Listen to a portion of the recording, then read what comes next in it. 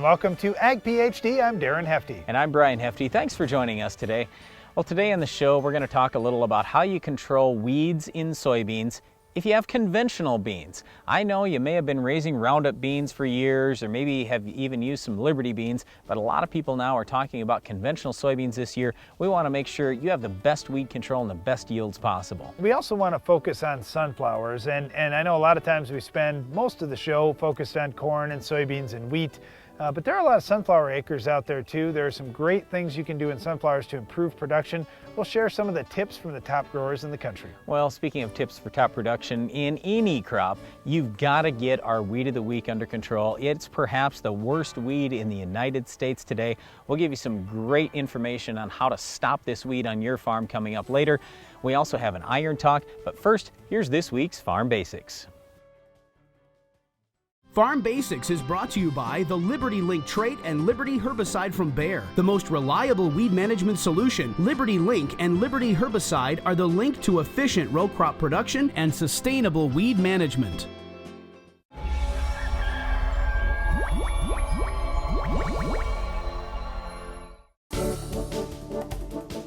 During our Farm Basics time today, we're going to talk a little about hybrid versus inbred corn.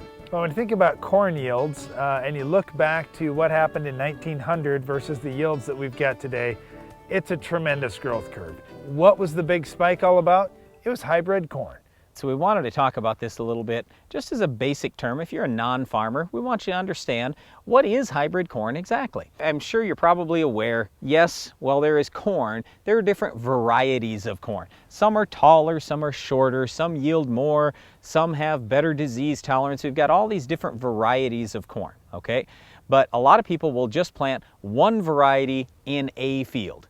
If you take the pollen from the tassel and that fertilizes the ear, well, that in effect is what we would call inbred corn, in that, hey, it's the same variety of corn fertilizing the same variety of corn. With hybrid corn, what you do is you take one variety and you fertilize the other variety. So now you've got two different varieties, and that makes the hybrid. And I'm sure if you've driven through farm country in the summer, or if you farm yourself, you've seen this before in production. You know what a cornfield looks like when it's all the same, but then every once in a while you see this other kind of cornfield where there's a few rows that look different than a row or two, and then a few rows that look the same again, and all throughout that field. What happens is, with the two varieties like Brian was talking about, they will actually cut the tassels off of one of the two varieties. The female variety. Yeah, the tassel is actually the male portion of the plant. So if they cut all the tassels off, there'll be no pollen shed from that one variety. Now, there'll be a row or two that are the male variety.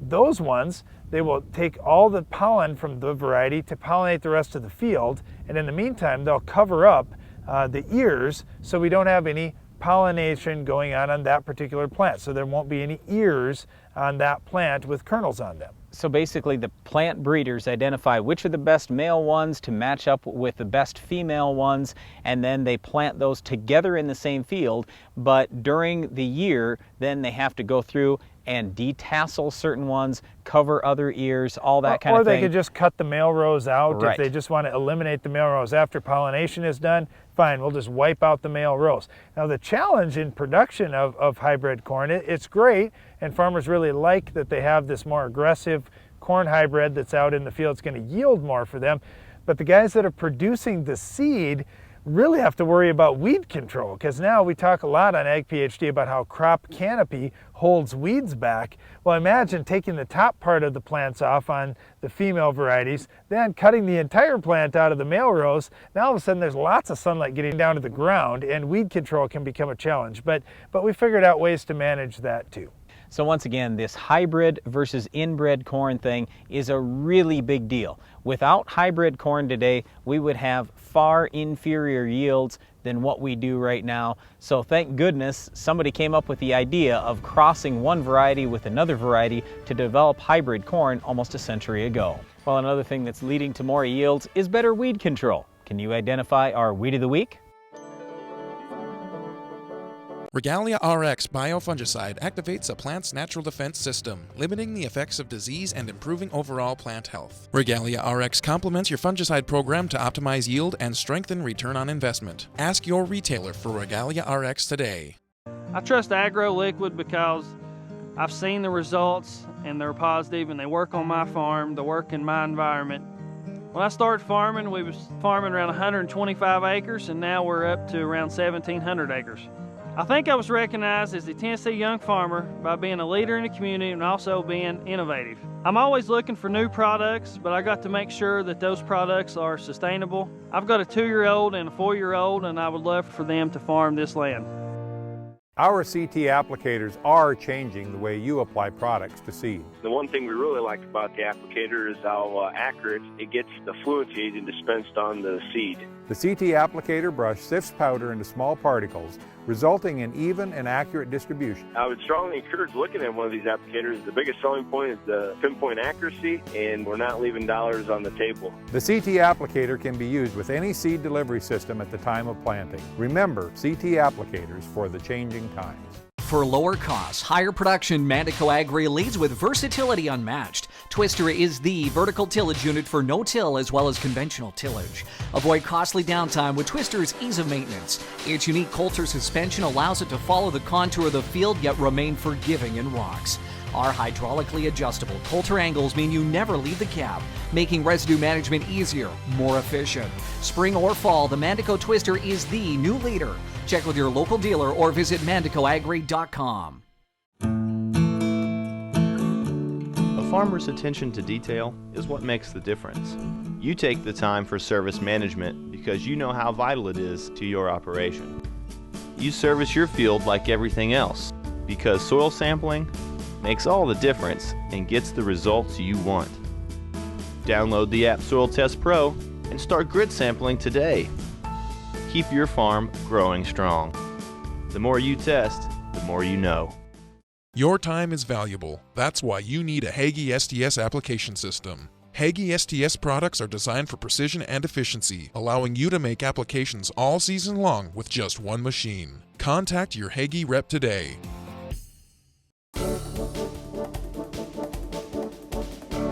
If you're a sunflower producer, we'll give you a few tips for success today. It really all starts with a good soil test. We want to make sure that you've got the right nutrients out on your field. And if you're looking for what nutrients do I need for sunflower production, you can find those on the Ag PhD fertilizer removal app. Much like soybeans, I think sunflowers are very misunderstood when it comes to fertility. It's interesting to me as I travel around the country and I get to see how different farmers are doing things. I happened to be out in central South Dakota. I visited a couple different large farm operations. The first one that I went to has a very specific fertility program that he uses for sunflowers. And we looked at the stalks, and the stalks were big, mostly disease-free. His plants stood very well until harvest, and he had great big heads on his sunflowers. Visited another farmer about 100 miles away. So it was a little bit different growing conditions, but still that farmer's philosophy was, you know what, sunflowers are a scavenger crop. We got out into his fields and his sunflower stems were about as thick as one of his fingers, which wasn't very thick. They weren't standing very well and they had quite a bit of disease in them. And when we looked at what a plant tissue analysis looked like in his farm, we saw a lot of deficiencies out there. And it's amazing to me what a tremendous difference there was in fertility from one farmer to the next, and what a difference that made in production. The farmer with great fertility in central South Dakota, ground that's not considered to be super highly productive, he was shooting for 3,000 pound flowers. The other farmer was shooting for 1,500 pound flowers, wondering how other guys were getting a ton. It made such a huge difference. So you think, I don't know if I can afford the fertility. Yeah, you can. You could easily double your production over a period of years as you build up the fertility on your farm. I'll give you 3 quick nutrients to be thinking about that you may not have much before. Potassium is huge. If you've had any lodging problems in any crop, it's probably a potassium issue. Could also be manganese or copper. So those are all important if you're looking at sunflowers or really any crop when we're talking standability. All right, and then we think about the disease end of things. The successful farmers in sunflower production are using at least 1 shot of fungicides, and many times they're using 2 shots of fungicides. We're protecting against white mold, powdery mildew, and other diseases that can be very problemsome in sunflowers. But you mentioned white mold. That's whole different than most of the other foliar diseases. So what a lot of people are doing is running early with something like Headline at a half rate. Then they're going later on with Endura or Proline, whatever happens to be labeled in your area for white mold. Now we think about insect protection, and in sunflowers there are several critical stages where we're going to see a lot of bug pressure. It's just so important that you're out scouting on a timely basis in sunflowers. The best sunflower producers in the country are out at least weekly looking in their fields with sweep nets, looking for what types of bugs are out there, and then spraying the appropriate products. The good news is the appropriate products are very inexpensive now. A lot of the pyrethroids are $2 an acre for the full rate, so this isn't going to cost you much money. The other thing is a lot of people now are having their sunflowers treated with an insecticide. So if you've got a seed that's protected from bugs, you spray foliar once or twice for bugs. Generally speaking, you're in pretty good shape, and you haven't even invested $10 an acre. All right, Brian, we get a little grief sometimes talking about our 3 pre-emerge strategy for soybeans and how critical it is to get good weed control. In sunflowers, it's kind of the same thing. Well, it is kind of, but we only have 2 options. You've got a yellow and you've got Spartan. So you've got that PPO plus the yellow, either Prowl in no-till or Sonalan or Treflan in conventional till. Make sure you're using them both. If you decide, hey, I only want to use the yellow and I'm not going to use a Spartan this year, or if you say, I'm only going to use Spartan, I don't think I really need the yellow, my advice to you is don't even think about planting sunflowers, and I am not kidding you. Because here's the problem. Sunflowers don't give you very good crop canopy later on. We don't have any good foliar options for most weeds, so get the weeds under control pre. The biggest problem that we have is with a lot of these small seeded broadleaves. So don't think that the yellow is just there for grass. It's really good on the small seeded broadleaves, especially if you keep the rate up. As long as you do that, then hey, I'm in pretty good shape. Since I've got the PPO and the yellow down, now I'm going to follow post-emerge with a grass killer, because we've got $2 an acre or $3 an acre grass post-emerge options. So that's very inexpensive if you need to rescue for grass. We just don't have any good rescue options for broadleaves. Now, even the herbicide-tolerant sunflowers where you've got either Clearfield flowers or you have Express Sun, you just don't have great weed control options there. If you've got kochia and some of these tough ALS-resistant weeds, it's very difficult to get post-emerge weed control in sunflowers. Again, that's why the pre's are so critical. All right, well, once again, there are many things you can do if you want more tonnage on your farm. And I know we've thrown a lot of things out, and you might say, well, I'm in a really dry area and I can't afford this.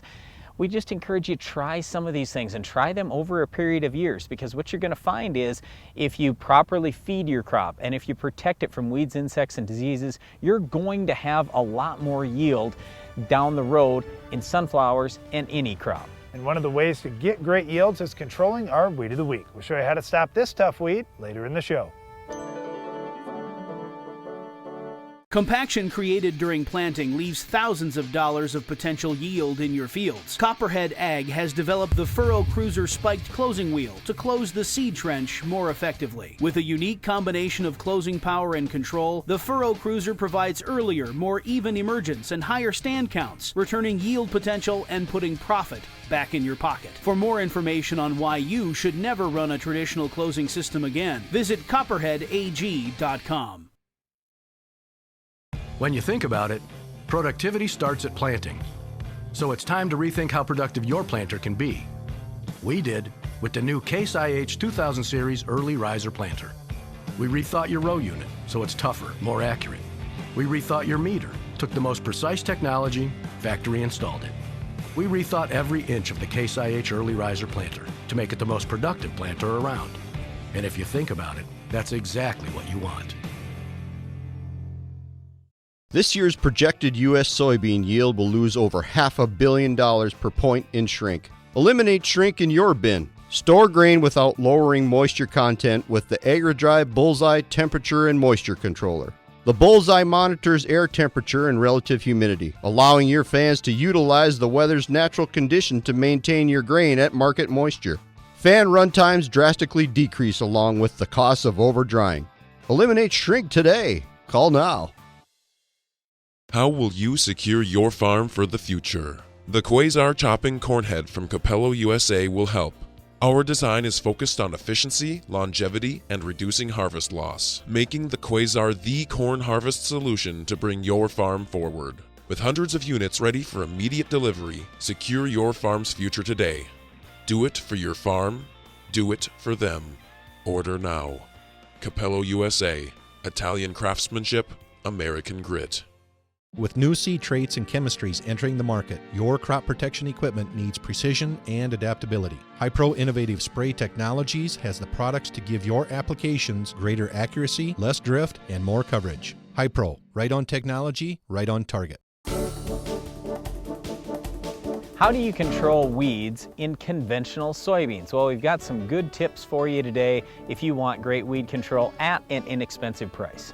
Seems like a whole generation ago when we last had to go conventional. We didn't have the choice of Roundup Ready soybeans or Liberty Link soybeans. And guess what? A lot of those products are still available and they still work just the same as they did before. They get certain weeds and not other weeds. So in general, you're going to be looking at combinations that you're going to have to use to get great weed control. Okay, so the first thing I'm going to say, and you've probably heard us talk about this before, the 3-Pre program for soybeans. We talk about it in Roundup resistant weeds, but we also talk about it for conventional soybeans. This is absolutely the way to go because let's face it, your post-emerge options stink. Well, at least it's better than the sunflower production we were talking about earlier where we have no post-emerge options. At least we have some. But I'll say this, any of those post-emerge options we don't want to use pre, and some of them you'll see labeled in different pre-emerge herbicides. We want to avoid those. Here's the products that you do want to use, and all of these you can only use pre. So we start with one of the DNAs or one of the yellows. That's Treflan or Sonalan if you're doing incorporation, and that's Prowl if you're in no-till. Those products are excellent on grass control, and when used at higher product rates, they actually do okay on some of the small-seeded broadleaves. They're not perfect by any stretch of the imagination. That's why we have to use multiple sites of action. Then the second one we want to use is the PPOs. We want to use either Authority or Valor. Sharpen falls into that family too, and we love Sharpen, especially in front of corn or in front of wheat where we can use high rates. Unfortunately, in front of soybeans, we can only use a low rate. And with these PPOs, you can only use one of these per year. Then the third family that we've got is Metribuzin. It does a good job on small-seeded broadleaves, and that's what the majority of the weeds that we're having problems with are. There are a couple cautions whenever you're using Sencor or Metribuzin. All right, well, the cautions are you don't want to use it in very sandy ground. So if you've got a cation exchange capacity of less than 5, we're probably going to tell you stay away from Metribuzin or just use a tiny, tiny rate, maybe 1/12 of a pound or something like that. Okay, the other thing you got to watch out for is high pH soils. Now, this isn't a bad thing. This is actually a good thing. What happens is in high pH soils, Metribuzin's more active, so you can use less. In other words, you spend less. Just cut your rate. So if you're at 7.4 or less, our recommendation with Metribuzin is 1/3 of a pound. Once your soil pH goes above 7.4, immediately cut that rate from 1/3 of a pound to 1/6 of a pound. And if you start getting over an 8, I might even cut it down to 1/8 of a pound, 1/10 of a pound, something like that. Not very much. So when I said earlier, hey, we can do this fairly inexpensively, I want to show you how. Treflan, 1.5 pints, you're probably talking $3 or $4 an acre. Metribuzin, 1/3 of a pound, $3 or $4 an acre. Valor, they've got big rebates, and depending on the company you're working with, you might find that a couple ounces, you might be talking in the range of $4, $5, $6, something like that by the time you get all the rebates back. If you want, you can bump that Valor rate, that's fine. So anyway, you've got a lot of options here. Pre-emerge, that's great. Let's talk more about those post-emerge options as well. All right, if you don't have Roundup or Liberty, you want to look for the most broad spectrum weed control products that you've got. I would say Pursuit and Raptor would be the most broad spectrum, and next after that would be First Rate. Now you have to watch your crop rotational restrictions. You're going to get some residual out of each of those, so make sure that that's going to work for you long term. Yeah, but hold up a second, Darren. Here's where my recommendation starts. It starts with nothing. Okay, I've used a pre, and I'm not going to plan anything for post. I'm going to wait, and I'm going to scout, and I'm going to see what I have. If I don't have the weeds that fit for Pursuit or for First Rate, I'm using something else. So that's the thing that we encourage you to do too. Just get the 3 pre's on. You're going to have 99.9% weed control with a lot of the toughest weeds. Then you can scout, see what you've got, and make your decision from there. But we've got roughly 6 or 8 different products depending on what the weed is. What I always tell people is let's focus on the worst weed first, make sure we get that under control. Well, it's hard to know exactly what weeds are going to pop up in your conventional soybean fields. That's why it's nice to have the Ag PhD Field Guide app downloaded on your tablet or on your smartphone. It's free. You can look at a number of different weeds that we have there and the best herbicide control options for corn, soybeans, and wheat. Well, in that Ag PhD Field Guide app, you will find our Weed of the Week. We'll tell you how to stop it on your farm coming up next. The Weed of the Week is sponsored by the Enlist Weed Control System from Dow AgroSciences, a new herbicide and trait system that will build on glyphosate. Farming isn't just in the land, it's in you. Take control of weeds like never before. Enlist builds on the Roundup Ready system, combining proven control of a new 2,4-D and glyphosate in Enlist Duo herbicide. Protect what matters without changing the way you farm. Talk to your seed or crop protection supplier today.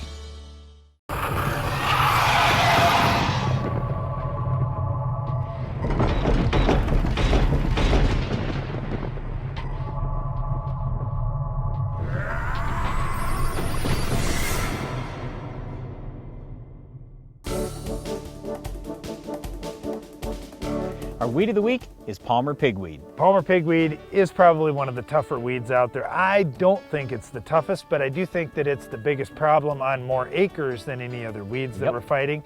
And so because of that, let's take a look at what it takes to get it under control in corn, in soybeans, and in wheat. Yeah, but here's the way I look at it, Darren. Was this a major problem 20 years ago, 30 years ago? No, it wasn't. And why is that? Well, it was all the herbicides that we were using then, okay? So now that everybody's switched to, oh, I'm just going to use Roundup, and then if that doesn't work, I'm going to use Roundup, and then I think I'll use Roundup again just for fun. All right, well, that's not working. That's not the way to go. You've got to use a pre. If you use a pre in every crop, you follow with a good product post-emerge, maybe even a product with residual, you'll wipe this thing out. But it's going to take some years now because that seed bank is really built up. And when Brian says a pre, that doesn't mean one pre-emerge herbicide. That means a pre-program. And when we look at soybeans, for example, this is where Palmer pigweed control is the toughest. You have to get after it with our 3 site of action pre-program that we were talking about earlier in the show. You use either Treflan, Sonalan, or Prowl, plus Metribuzin, plus Authority or Valor. When you do that, you're going to control the large majority of those Palmer pigweeds. Well, yeah, just again, go back in time. Why did we have great Palmer pigweed control years ago? Because everybody was using a full rate of Treflan, full rate of Metribuzin. All right, so now you can do those things, plus you can use a PPO. So now we got 3 modes of action instead of just 2. We're going to do even better than we used to do, but you got to use the products if you want the control.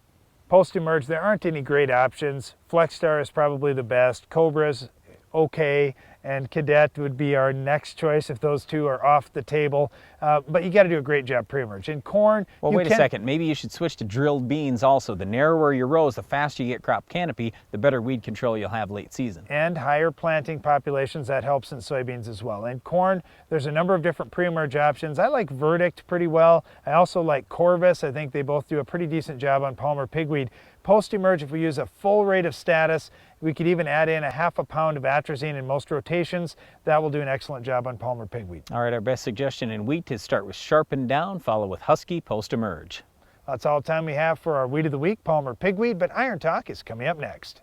Introducing the SoilMax ZD48, the newest addition to the SoilMax Gold Digger lineup. The first plow designed for smaller class tractors, the ZD48 has been tested on tractors weighing between 10,000 and 16,000 pounds with excellent results. Designed for row crop farms, vineyards, irrigation, and specialty crop farms. The SoilMax ZD48 will install tile up to 48 inches deep, as well as install 3 or 4-inch tile. The ZD48 truly opens up the world of tile installation to more farms than ever before.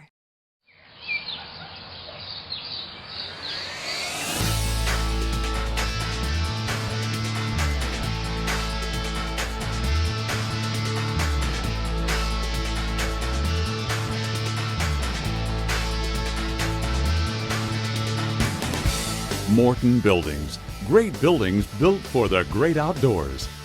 Contact us today to take advantage of discount pricing during our annual Building Value Day sale. Presenting the new 2016 Apache sprayer. very smooth driving down the road, and especially in the field. The visibility is just excellent in it. The wide panoramic view is very beneficial in getting accurate spraying done. I've done a lot of shopping, I've done a lot of price comparing. I could see right away that for what I was getting in this machine versus the competition, this machine will do anything and everything any competitor's machine will do, and it'll definitely help my bottom line at the end of the year. We've been dealing with AgriLiquid a little over 7 years. I was skeptical, to be honest, but I watched the results from several clients. Those results were increased production and reduction in input cost. With AgriLiquid, we saw an increase in the size of the initial root mass. For ranchers, that means forage production a lot quicker. AgriLiquid works. The bottom line is profitability.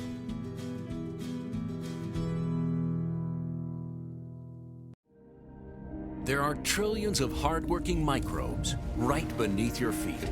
Today, Monsanto BioAg is harnessing the power of microbes, creating microscopic farmhands that help plants access nutrients, enhance root and shoot growth, and handle stressful conditions throughout the season, protecting and maximizing your yield potential. We're turning 500 trillion microbes into 500 trillion new farmhands, ready for work. Nature, it's powerful technology. Working in agriculture over the past 3 decades, I saw a need for an accurate way to apply dry product to seed. That's where our Changing Times applicators come in. The CT applicator brush sifts powder into small particles, resulting in proper distribution. Quantities can be adjusted by the speed of the brush rotation. This allows for even and accurate distribution of product. Application at the time of planting can be used with any seed delivery system and saves farmers time, labor, and money. Remember, CT applicators for the changing times. For lower costs, higher production, Mandico Agri leads with versatility unmatched. Twister is the vertical tillage unit for no-till as well as conventional tillage. Avoid costly downtime with Twister's ease of maintenance. Its unique Coulter suspension allows it to follow the contour of the field yet remain forgiving in rocks. Our hydraulically adjustable Coulter angles mean you never leave the cab, making residue management easier, more efficient. Spring or fall, the Mandico Twister is the new leader. Check with your local dealer or visit mandicoagri.com. Iron Talk is brought to you by Case IH. The AFS Connect Farm Management System from Case IH connects you, and only you, to the information you need most from your equipment, from anywhere, at any time. AFS Connect, only from Case IH.